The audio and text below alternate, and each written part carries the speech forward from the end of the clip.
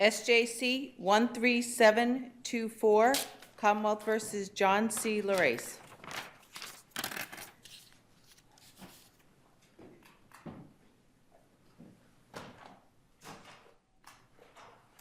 Okay, Attorney Cardy, just whenever you're ready.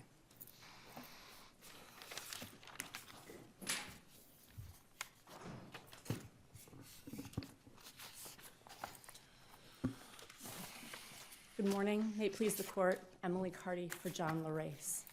Mr. Larace was jailed for 1,341 days pre-trial in violation of his right to a speedy trial. In his Rule 36 claim, there are 5 contested periods. Those periods are first, the period of time where the Rule 14 mandatory discovery was outstanding. Second, the period of time where his pretrial motions were outstanding. Third, the period of time where his motion to rescind his pro se status between the time where he filed that and the hearing on that motion. Fourth, the period of time where his first motion for a speedy trial, Rule 36 motion, was outstanding. And fifth, where the Commonwealth had failed to secure its witnesses for trial. There were 2 motions to dismiss in this case, and on November 1st, 2022, Judge Hodge told the Commonwealth that they had just 4 days left on the speedy trial clock as of July 8th of that year. And Mr. Larace was not brought to trial until January 17th of the following year. Below, Judge Hodge agreed that the time period when Mr. Larace's pretrial motions were outstanding, that time period is included in the speedy trial calculation. So we're left with the other 4 primary periods. And I'd like to begin with the period where the Commonwealth was unable to secure its witnesses. Of course, we'll entertain questions on any of the periods of time. However, on December 5th, 2022, there was a status hearing date to set a trial date. There had been some disagreements about expert witnesses. And on that date, the Commonwealth asked for a January 17th date. And Mr. Larace objected, saying that he would like to set the trial immediately. They were ready. How many trial dates had gone by between then and now? Before that time period, how many 2.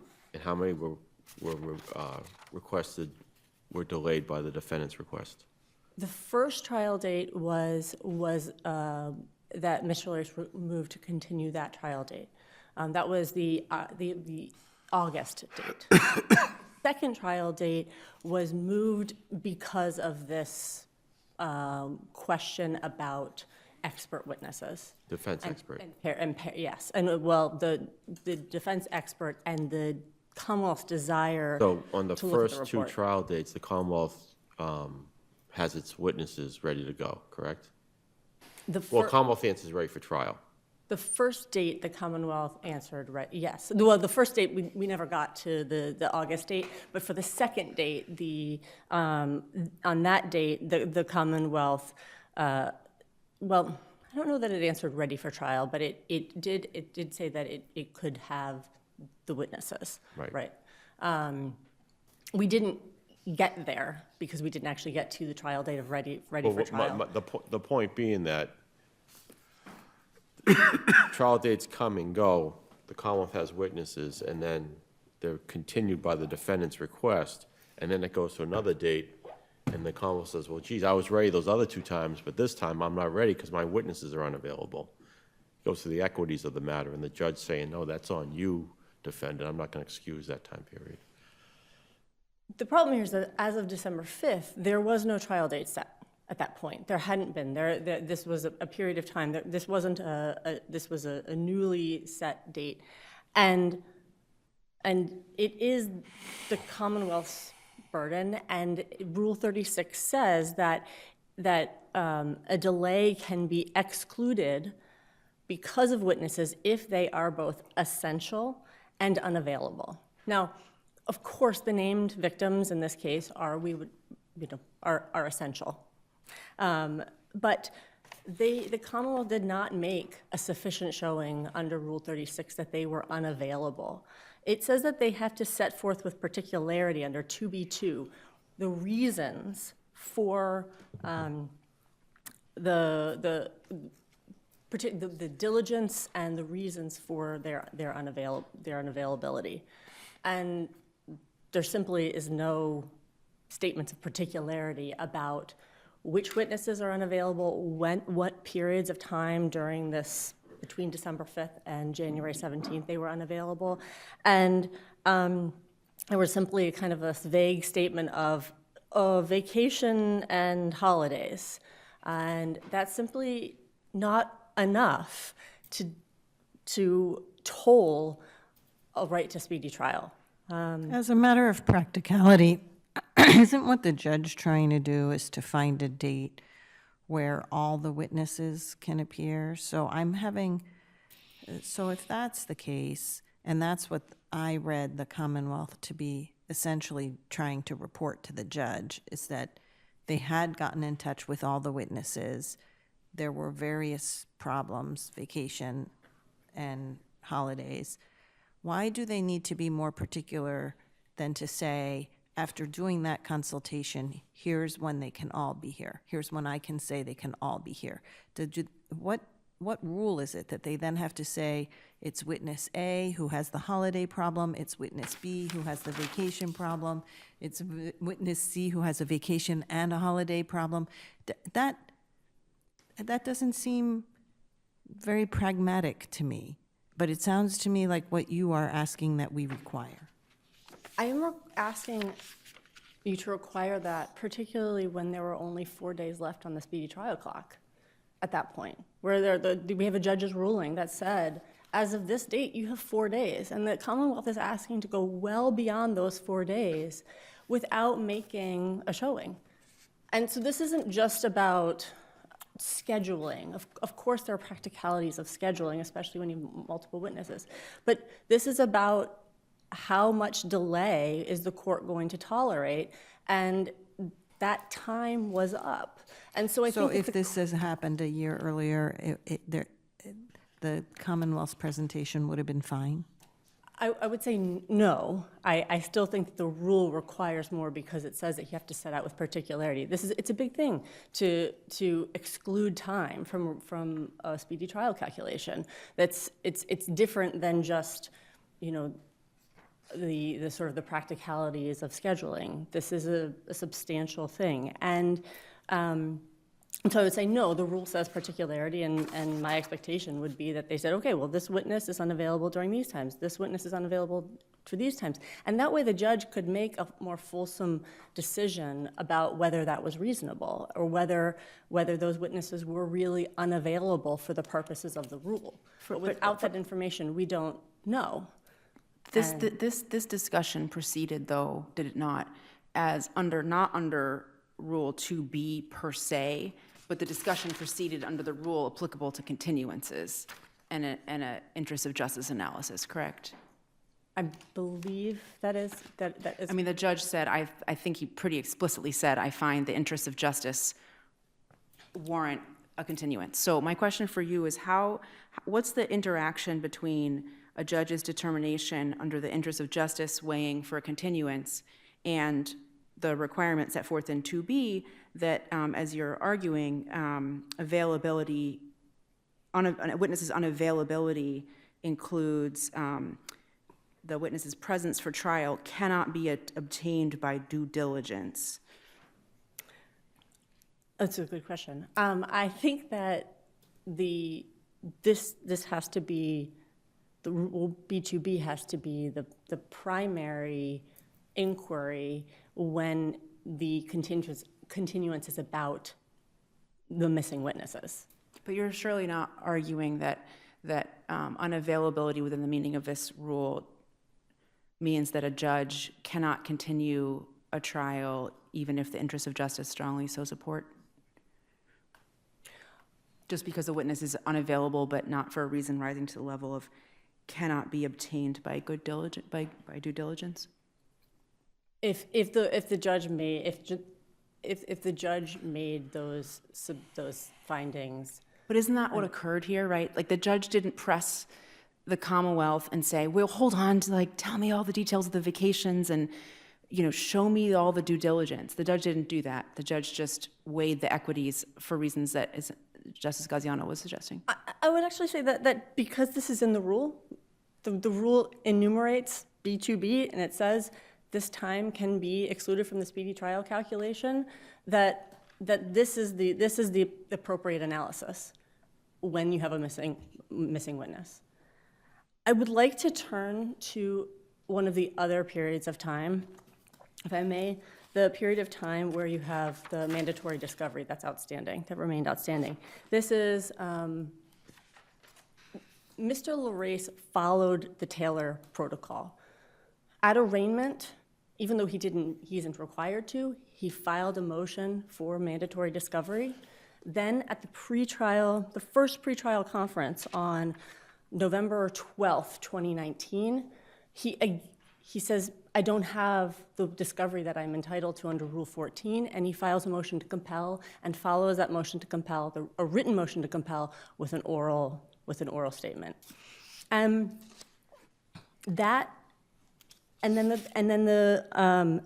then tolling begins. COVID tolling begins of March of 2020. That period of time, when the mandatory discovery remained outstanding after Mr. Larace filed that motion to compel, that period of time should be included in. You're discussing the grand jury minutes? Yes, sorry. Yes, the period where the grand jury minutes were outstanding. The ballistics were also outstanding for that period of time as well. Yes, and grand jury minutes, there's no question that this is Rule 14 discovery. I don't think anybody has anything to argue about that. Who's in charge of the grand jury minutes? The Commonwealth. The prosecuting body, the body prosecuting Mr. Larace is the Commonwealth of Massachusetts. Who does the court reporter work for?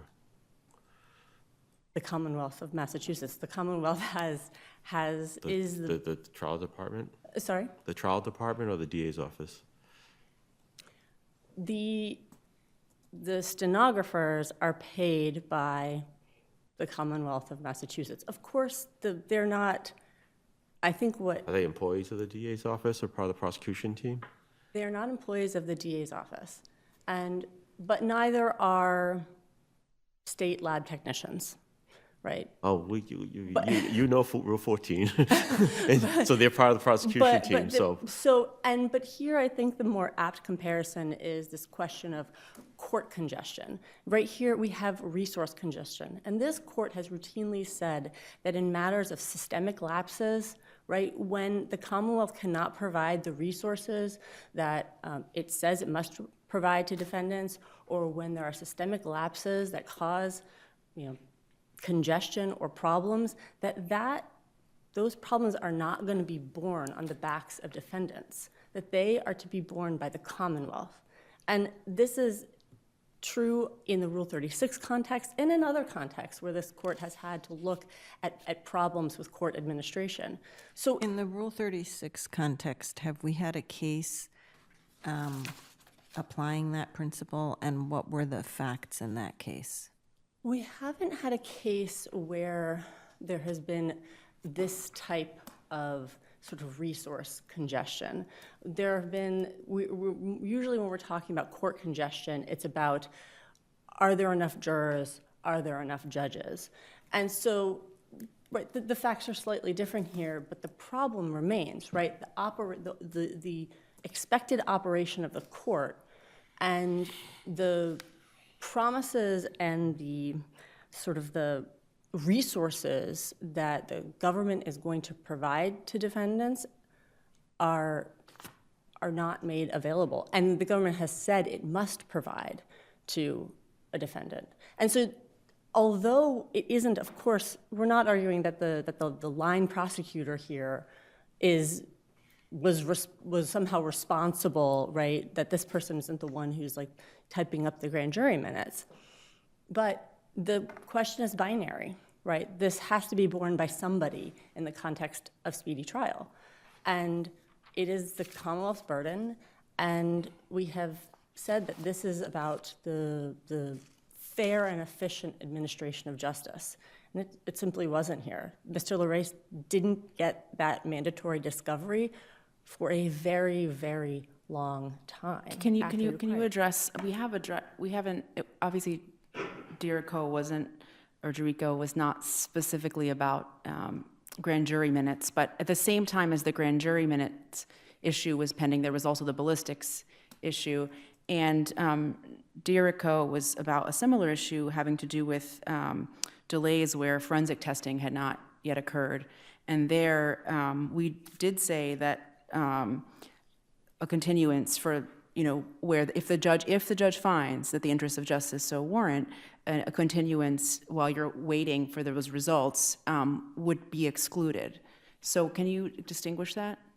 Well, I mean, no judge actually ever made an interest of justice analysis. Well, I think here. that Commonwealth is arguing that there was an implicit such finding.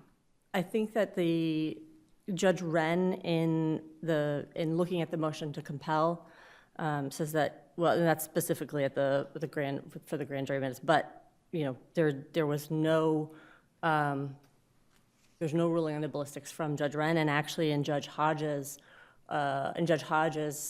order, he does no analysis as to the ballistics. Well, I think the record makes pretty clear that the ballistics testing hadn't been done at that time, and the defense was not pressing for non-existent ballistics evidence at that point. What they were pressing for was the grand jury minutes, and what Judge Wren said was that, I forget the exact words, but something like, I'm going to say that this is not the Commonwealth's fault that we don't have the minutes yet, and it's to benefit the defendant. So can you explain why that's not an implicit interest of justice finding?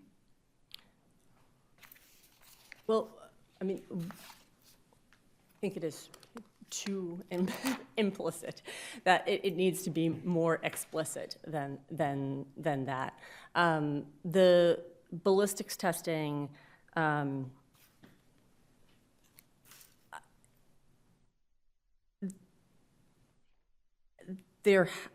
would just say that kind of finding is just insufficient here.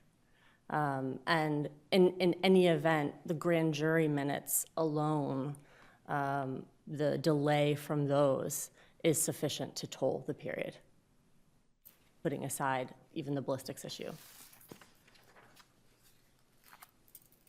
Okay. I see my time has expired, so Thank thank you.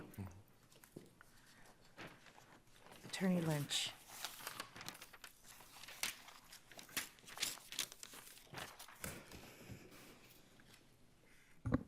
May it please the court, Travis Lynch on behalf of the Commonwealth.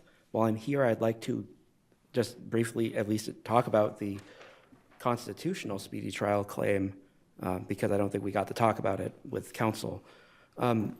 So we have the presumptively prejudicial amount of time has passed here, obviously. It took quite a while for the defendant to get to trial. So that triggers the four-factor Barker against Wingo analysis. The length of time is actually even longer for the defendant under Article 11, but he just seems to abandon the period during which he was held on the complaint. I don't quite understand that, but I don't think it makes much of a difference. So the first factor obviously weighs in favor of the defendant. It was a very long time. I think I wrote it down. Under Article 11, I think it was actually 1,422 days from the complaint issuing to trial. That's my understanding. As to the cause of the delay, I think the novel question here is, did the period during which this court suspended jury trials throughout the Commonwealth because of the COVID-19 pandemic, does that time somehow count towards, does that somehow weigh in favor of the defendant or weigh against the government? And there's three options there because there's heavy weighting, slight weighting, and then no weight at all against the government. I don't think anyone's arguing that the COVID time would ever weigh heavily against the government. There are no cases that support that. I don't think the defense is arguing that. So basically it's a split between it doesn't weigh at all or it weighs a little bit against the government. Most of the states that seem to have weighed in on this issue say that the COVID delay period doesn't count against the government at all, which makes sense because the delay was caused by an external global catastrophe that was not within the control of the government. And when this court suspended jury trials, it was up for the obvious and really good reason of health and safety for, I suppose, all court participants, including the jurors. And Barker against Wingo itself says, even something as simple as unavailability of a witness is a good reason to delay a trial. And if there's witness availability issues, then the time doesn't count against the government. So the pandemic is a really good reason not to have a trial. So that, I believe it was 638-day period, that period shouldn't count against the government at all. And I'd urge the court, on behalf of the Commonwealth, to basically follow the reasoning in the Minnesota case that's cited in the brief. There are some other periods of time. There's a 6-month period between the arraignment in Superior Court and the pretrial conference. It seems as though that was in accordance with the Superior Court tracking orders. That's a standard scheduling matter for Track C cases. And this was a serious matter because when this case started, the defendant was facing life felonies on home invasion counts that had sentence enhancements under 25A. Where did the case go off the rails as far as time? Well, I think a lot of it was COVID, but that wouldn't count against the All right, government. other than COVID, that sounds silly, but taking that out of the equation, why was it so long, and what are the causes of the delays? Well, I think when you get to, part of the delay is that the defendant was pro se for part of this, and then he brought counsel back on. And then I believe sometime in the summer of 2022, the defendant came up with the mental health defense. So I think the fact that the defendant, he came up with that defense relatively late in the case, so I think, part of that is attributable to him, so that's part of it. But a lot, I'm not even sure it's a majority of it, it's COVID, but a lot of it is COVID. What's the next most detrimental cause of delay? Are you saying it's the defendant's choice to have standby counsel actually be counsel?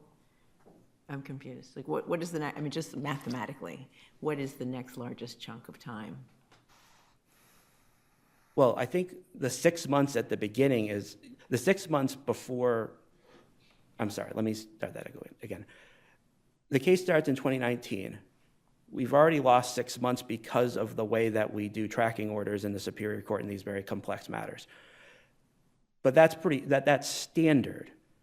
That's typically what's done in these very complex cases. It's part of the tracking order. And so I believe the defendant agreed to that. So the fact that the defendant agrees to that continuance between, or that the length of the continuance between the arraignment and the pretrial conference is in part attributable to him, but it's also the way that the Superior Court schedules these matters. So I'm not sure if it's gone off the rails. It's just some of these cases are very complex. They take a long time to get to trial. This one, I think, as you can see from the trial record, there's a lot of civilian witnesses. There's quite a few police officers. So there's, but again, the largest single category of delay here is the COVID time, which shouldn't count against the government And at you're all. saying the second largest is the 6-month tracking order? I believe so. Okay. Just like on an empirical level, I can't, But one could figure it out mathematically. I think that's the second longest individual delay or continuance. There's also, so on the third factor, I think that's sort of an interesting question. Our position is the defendant never invoked his constitutional speedy trial rights until he came here on appeal. Or I guess it's really in the appeals court. None of the motions below Didn't he invoked. file 2 motions to dismiss? He did, but That's not invoking speedy trial rights? Well, that's invoking Rule 36B, rules-based, non-prejudicial-based speedy trial. That's very different than what we're talking about here, because the analysis is, I mean, when we're talking about Rule 36B, So his motion to dismiss did not include the due process argument? no.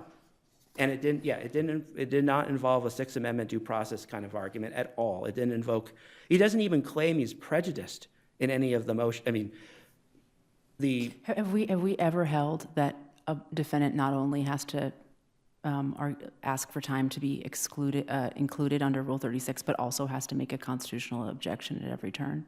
I don't know if there's a case that squarely holds that, but that would seem to be consistent with the rules of criminal procedure in But it's general. not consistent with Barker itself, right? Barker specifically says that that's not the question. Well, but he didn't make a Rule 13 motion that says, my constitutional speedy trial rights are being violated now. Well, he did multiple times. No, but not the constitutional right. There's a distinction between the constitutional right and the rules-based right. That's my point. But wouldn't a judge say, I'm going to address the Rule 36 issue? Right? Why does he have to invoke would it be a different analysis? It would, well, it is a different analysis on the Constitution, because it's not just whether time is included or excluded. There's different, like I was just saying, some time counts more than other time. Some time doesn't count at all. But And- isn't it, the Rule 36 provides it has all sorts of exceptions, but it's a strict rule. It's like 1 year dismissal.